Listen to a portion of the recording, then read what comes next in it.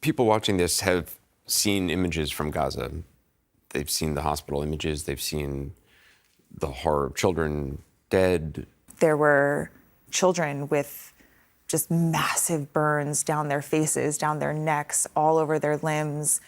And because the hospitals are so overwhelmed, they are being discharged immediately after. And they're being discharged to these camps with no access to running water. There's 50,000 people at that camp now and 4 toilets. They have these fresh, open burns and wounds and partial amputations that are just walking around these conditions. And parents are bringing their children to us going, please, can you help? Please, can you help? And we have no supplies. Your staff, the Palestinians who worked for MSF or Doctors Without Borders, were concerned about your safety. We would have died within a week without them.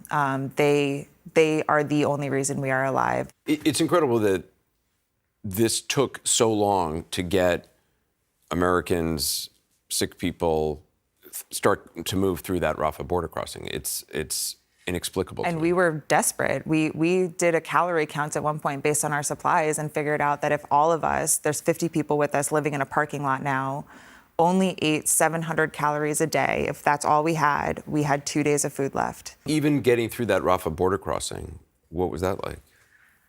They didn't leave our side for a second. The national staff? The national because staff. Because they feared for your safety, even at the border crossing. They made sure they were standing between us and desperate people. They made sure that they were talking to every official that they could find, trying to push us through, trying to get us on the bus, trying to get us out. And we're standing there and we're watching these incredible men who have sacrificed everything for us, who have sacrificed time with their families, their own physical safety, their own water supply they were giving to us.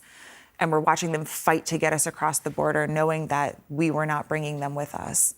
And they didn't waver. Ibrahim was right in the front with our passports, fighting so hard to get us on. We either would have starved to death or run out of water. They were the ones that negotiated all of that. Gaza's a small city, so everyone knows everyone, and they would call in favors and call their friends and say, who do you know that has food? Who do you know that's open? Where can we get this? And they would drive all over the place to find water. And when we ran out of bottled water in Gaza, they were the ones that were able to figure out that the water truck was coming here at these times, and oh, I know this guy has a grocery store and they still have power. When I say we would have starved to death without them, I'm not exaggerating. And in the moments of absolute desperation of civilians, they were steadfast and calm and just talked to them and said, these people are also in the same boat that you are. They have no supplies. They also have no food and water. They are also sleeping outside on the concrete, and did it in such a beautiful way that they were able to talk them down with love and kindness. There was no violence in their heart, and it calmed everyone around them down as well. Would you go back to Gaza? In a heartbeat.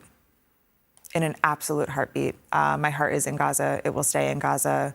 The Palestinian people that I worked with, both our national staff in the office as well as my staff at Indonesia Hospital, were some of the most incredible people I've ever met in my life.